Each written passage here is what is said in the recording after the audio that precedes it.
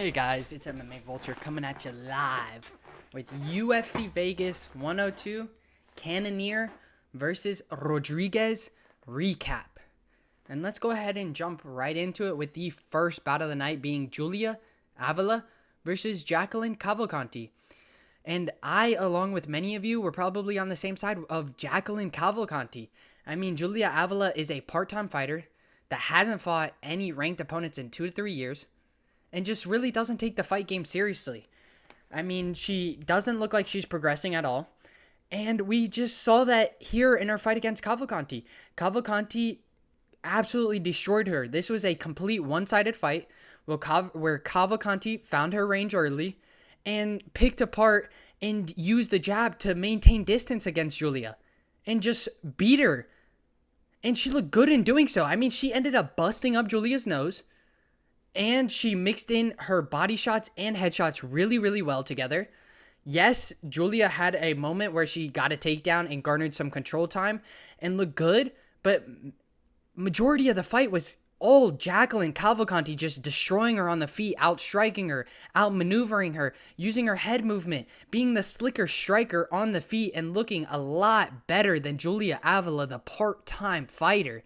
And the results even showed it with the unanimous 30-27 decision that I believe was completely correct. Jacqueline Cavalcanti looked phenomenal, though I was hoping for a finish from her because I expected her to finish the part-time fighter in Julia Avila. It's a women's fight. They tend to go the distance, and this one went the distance in which Jacqueline Cavalcanti performed dominantly and beat the crap out of Julia Avila. And let's move right along to the next bout on this card in Valter Walker versus Don'Tale Mayes. And I was on the Valter Walker side. I believe that he had a clear-cut grappling advantage, like I said in my previous video. And then striking-wise, I figured he would be able to do just as well. But he didn't even need to show any of the striking aspect of this because he took down Don'Tale Mayes right away. And it was absolutely insane to me because you have Don'Tale Mayes, who is fresh. You got both fresh fighters starting off.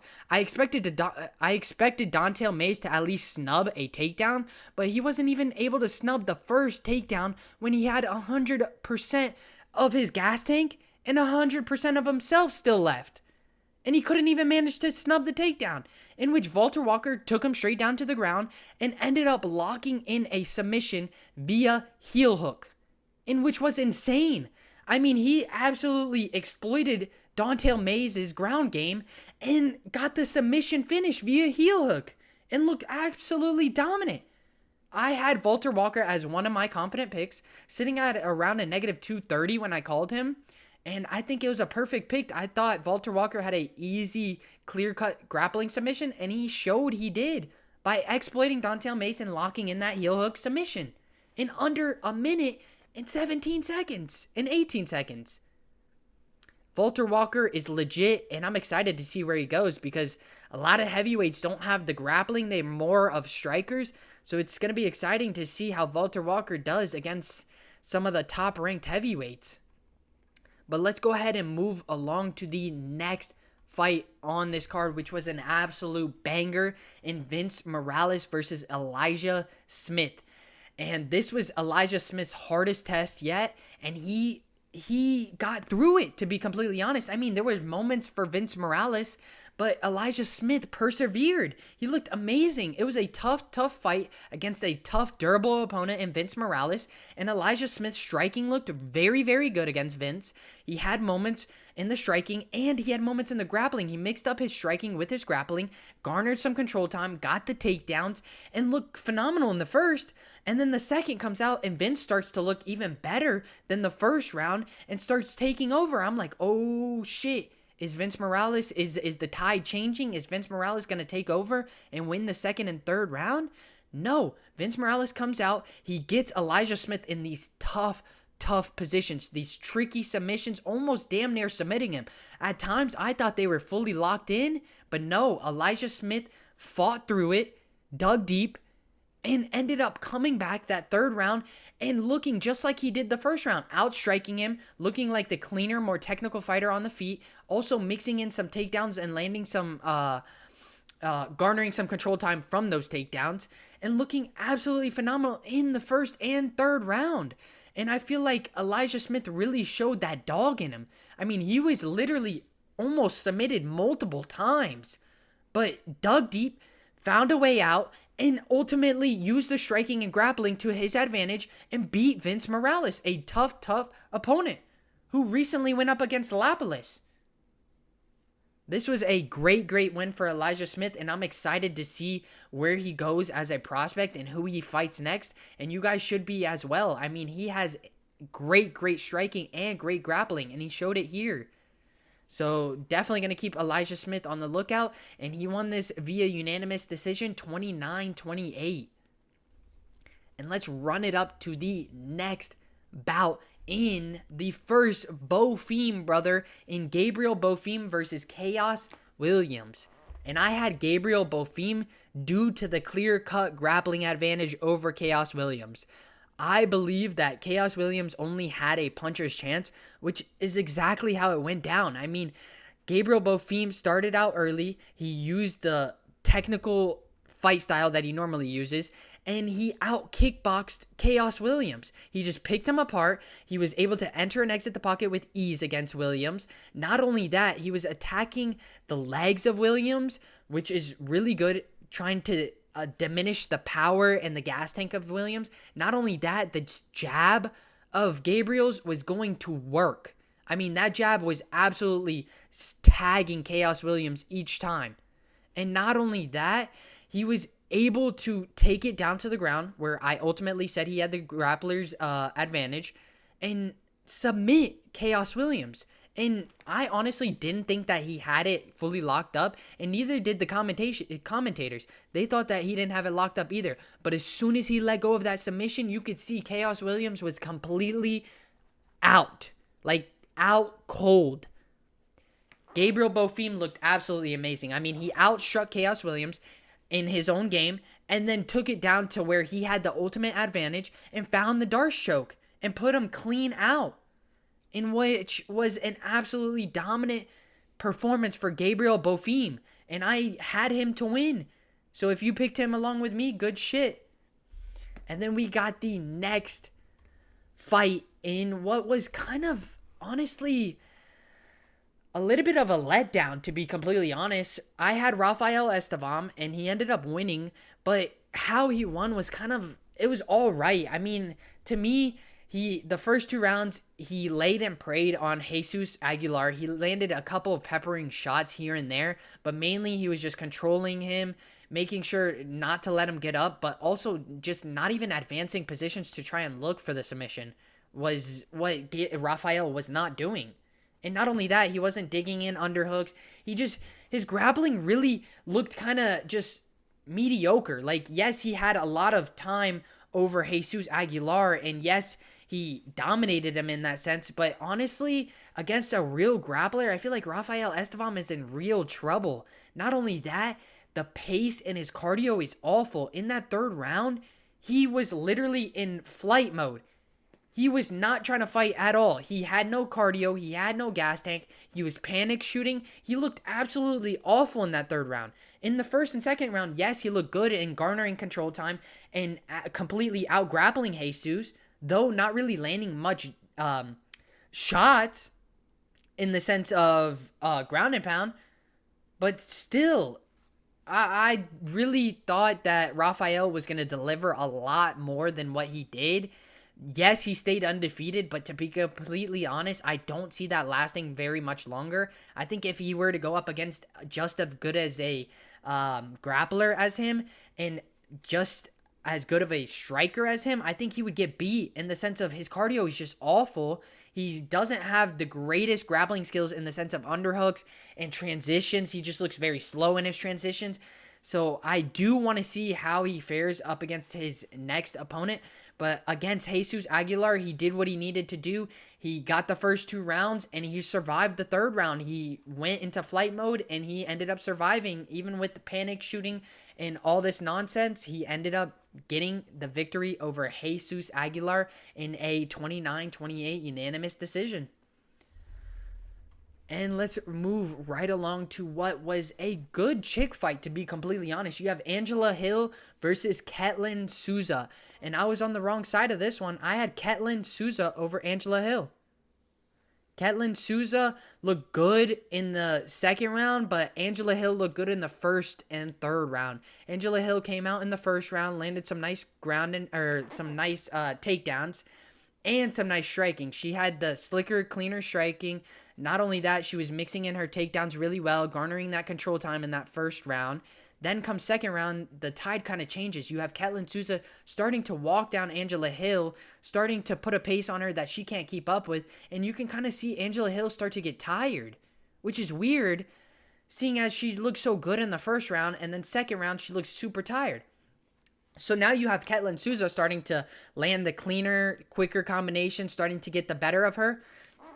And it's 1-1 going into the third. And I think that Ketlen Souza is going to win because I'm thinking the tides change and Ketlen's going to take over. She's going to start walking her down, kind of keep that pace on her. No, Angela Hill looks revived, resurrected, comes back, looks like the first round. She starts outstriking Ketlen Souza, starts walking her down, starts making Ketlen Souza fight on her back foot instead of the other way around where Ketlen was getting the better of Angela as she was fighting on her back foot. Now you have Ketlen fighting off of her back foot and Angela getting the better of her. And something that happened in that third round, I felt like, was Ketlen Souza tried to go for what was a submission or a pull guard and just kind of let Angela Hill take over top position, which was really weird to me. And then Angela Hill got to laying off some nice elbows from top position. Eventually, they made it back up to their feet and started striking, and Angela Hill was still getting the better of Ketlen Souza and looking good.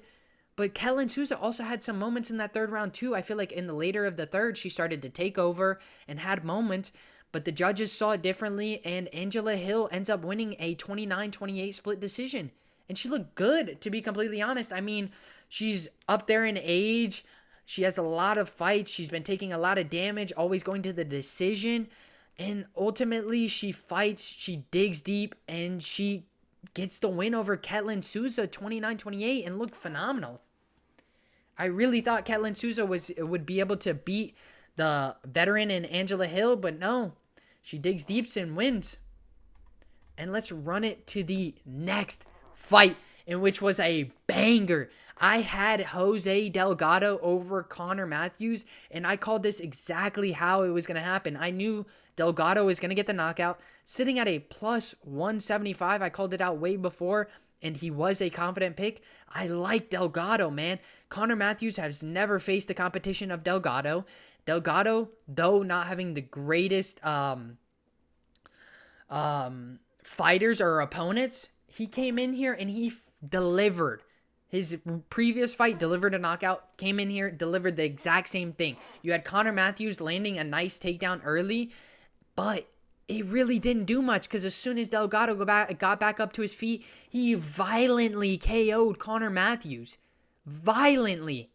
He chinned him. He landed a straight shot down the middle, chinned Connor Matthews, followed him up to the ground, started landing some brutal ground and pound. The left hooks from Jose Delgado on the ground to Connor Matthews were brutal. And you could see Connor Matthews was out, and the ref kind of took a little while to call it off, which was very, very interesting to me. But either way, Jose Delgado got the knockout finish and delivered for a plus 175. If you guys locked in and picked with me on this confident pick, good shit. Connor Matthews is a bum. Jose Delgado got him out of there. His grappling looked phenomenal in the sense of takedown defense. He snubbed the takedown and got back right back up to his feet and delivered a knockout finish over Connor Matthews. And I am excited to see where Delgado goes after this. I mean, his striking is none other. He has devastating knockout power, has great accuracy, and he's a good counterpuncher as well. So I'm excited to see his next matchup, and I'll definitely be looking forward to this prospect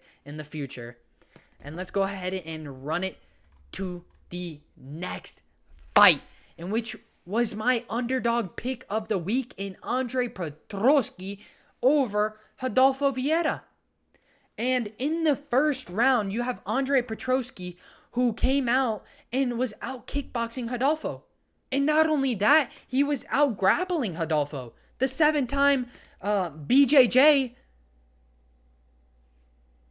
champ. I mean, Andre Petroski, his grappling is always slept on. He is always in grappling matches outside of the UFC. So to the casuals, I understand why they might pick Rodolfo, but Andre Petroski was a call. If you put grappling to grappling wise, Andre Petroski can stop the grappling of Rodolfo, which I knew, and striking wise, he's a much better striker, which is exactly how it went down. You had Andre Petroski landing a flash knockdown in the first round, snubbing a lot of takedowns from Rodolfo Vieira, and even landing one of his own in that first round. And then second round comes out, and we see a little bit of a change in pace, because then we have Rodolfo Vieira starting to thrive because he's turning this fight into a brawl. So he's starting to get up in Andre Petroski's face, make him super uncomfortable, put this pace on him, and not let him kind of get that distance that he likes to get in his kickboxing type of style. And that's why I feel like Rodolfo had more success in that second round. And he landed a takedown and was able to garner some control time in that second round. So then it was 1-1 going into the third, and then we have Andre Petroski. His striking started to look so much better in that third round. You had Rodolfo starting to get tired, even though Andre Petroski took this fight on short notice. You have Rodolfo losing his gas tank. And Andre Petroski started out kickboxing him, out striking him, and ultimately got the unanimous decision 29-28 in an excellent performance. Exactly what I said. We knew Andre Petroski would be able to outstrike him. We knew his grappling was good enough to snub the takedowns of Rodolfo Vieira and possibly land some of his own, which he did. So if you guys tagged along with me on this Andre Petroski call, good shit. Even with that short notice, he still delivers. Let's fucking go. And then we got the next fight, and which was a little bit of a letdown, man. I really am sad about this one. I know along with many of you are probably sad as well.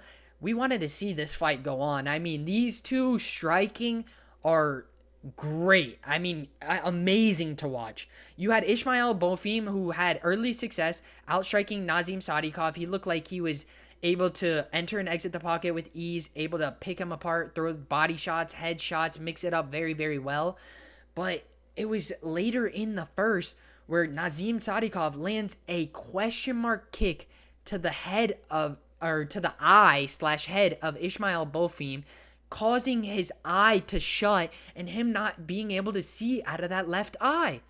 And following that up, not only with a uppercut, and Ismael's, he was on wobbly legs. I mean, he definitely felt the kick, and then the follow-up of the uppercut was absolutely brutal and had him flighting, to be completely honest. I mean, he did not want to fight. He was looking to just survive, to be completely honest, which he ended up doing so. They started trading back and forth till the end of the first round, and then the doctors come in, and you have Ismael Bonfim saying, "No, I can't see," but shaking his head, "Yes, I can see." So we don't know if there was a misinterpretation, miscommunication between them and the doctors, them and the translators. It was just a really, really weird series of events that ended up leading to a technical knockout, doctor stoppage, due to the fact that Ismael Bonfim would not be able to see out of his eye, and Nazim Sadykhov gets the technical knockout victory.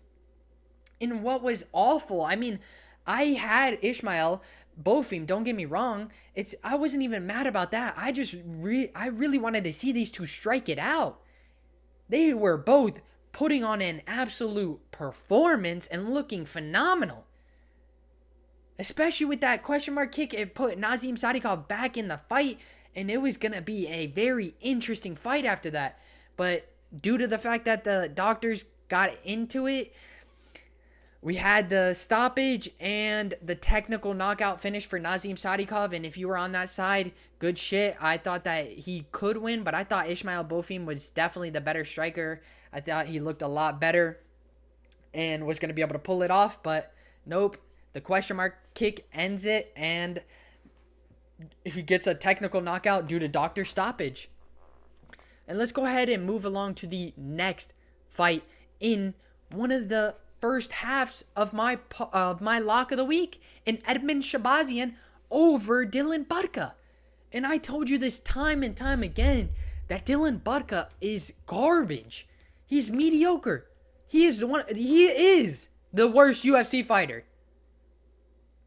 Like, he doesn't know how to make weight. He doesn't improve in any of his fights. And we saw that here. Yes, he made weight. Yes, a lot of people I heard were starting to pick him because, oh, he has aura now because he cut his hair. No. He is still the same trash can with no skills in terms of striking or grappling, to be completely honest. He has never shown us anything to be like, oh, damn, he has that side of the fight game. No.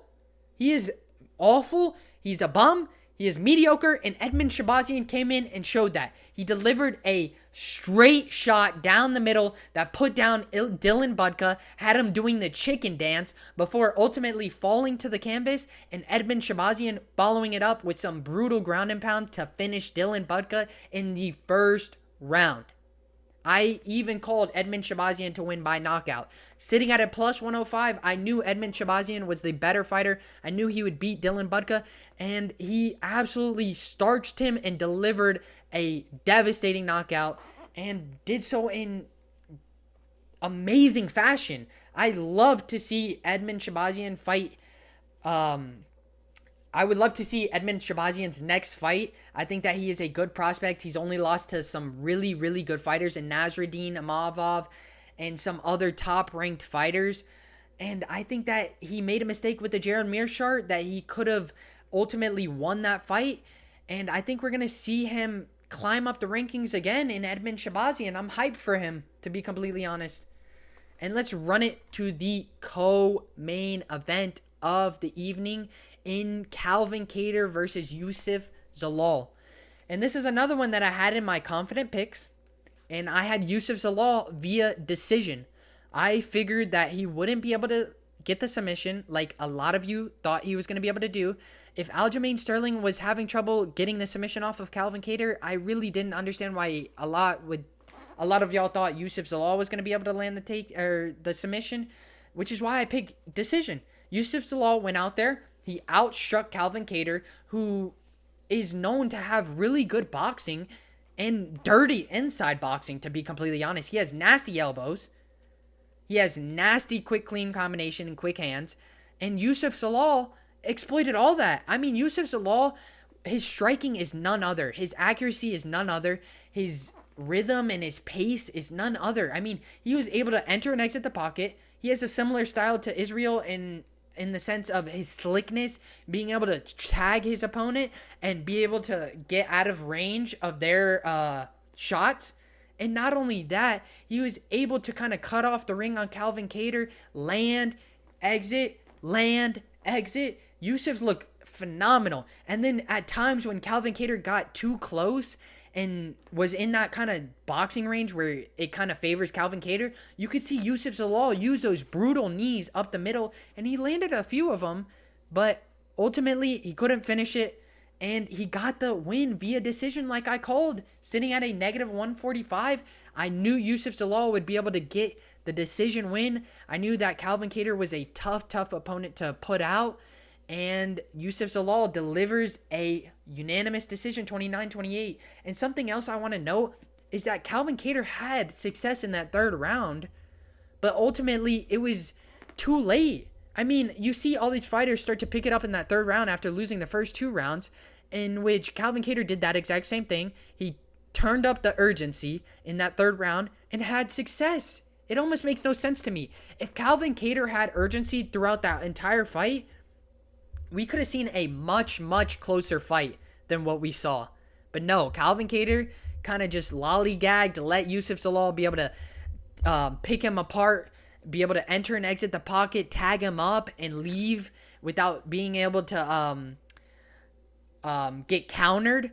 And that's why Youssef Zalal won. I mean, he took full advantage of that. Not only that, I do want to mention Youssef Zalal even stated that Cavalcanti was a lot more slipperier than normal, in the sense that maybe Cavalcanti had Vaseline on his legs. I don't know. Youssef Zalal was making it sound like it was a little bit weird and a little bit too slippery, and it was just a very weird circumstance. But either way, Youssef Zalal showed up, showed out, and delivered a win over a veteran in the game in Cavalcanti.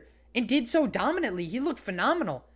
First 2 rounds came out and absolutely dominated Cavalcanti. Third round kind of gave it up because Cavalcanti had the urgency, but ultimately still looked good, and this is an absolutely impressive win for Youssef Zalal, and I'm excited to see where he goes. I mean, he just beat one of the top ranked contenders and one of the best fighters, to be completely honest, and made it look easy. So I'm excited to see where he goes. And let's go ahead and jump to the main event of the evening. If you guys haven't, make sure you guys like and subscribe and join the flock. We got the flock down below.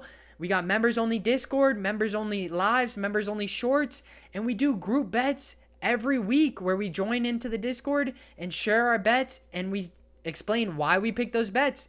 So make sure you guys tune in the link in the description. And let's go ahead and jump to the main event in Cannonier versus Gregory Rodrigues. And I'm excited for this one because I had Gregory Rodrigues, and in the first round, he came out and he looked phenomenal. I mean, he got the 2 knockdowns over Cannonier, and he was looking a lot better in the striking department. He was landing the cleaner strikes. He had the quicker hands. His combinations were looking crisp and clean, and he landed the knockdowns. And then the second round comes out, and we see a little bit of a shift in tide. Cannonier wants to deliver a comeback. He starts outstriking Gregory. He starts finding success with the striking and being able to enter and exit the pocket with Gregory. He even finds some success in the grappling department, taking down Gregory, garnering some control time up against the fence. And he looked honestly completely different than the first round, where he got absolutely picked apart, knocked down twice. Like, Cannonier flipped a switch and just came after Gregory Rodrigues. He started making Gregory Rodrigues fight off of his back foot, started making Gregory Rodrigues a lot more uncomfortable in the striking department, started finding his rhythm, and something that I feel like was a little bit weird to me was Gregory not even using his grappling. Like, mix in a little bit of that grappling with the striking. I feel like he lacked in that sense, and that's ultimately why he lost. He should have took down Cannonier because he had a clear-cut grappling advantage. He could have landed some ground and pound. But no, he didn't. And I feel like that's one of the reasons he lost. You had Cannonier, who came back and absolutely delivered. He's 41, but he fights like he's still 35. I mean, he's fighting like he's young again. He looked phenomenal. He came back and delivered a knockout over Gregory after getting knocked down twice. I'm very, very impressed with Cannonier, and if you were on that Cannonier side, good shit, because I really thought this was a match made for RoboCop to come in here, use his grappling, be able to land some ground and pound, be able to outstrike him as well on the feet, and in which I was completely wrong. Cannonier flipped the switch, turned back the clock, and got the knockout over Gregory Rodrigues. And if you guys haven't, make sure you guys hit that like and subscribe, and I'll catch you guys in the next one. Peace.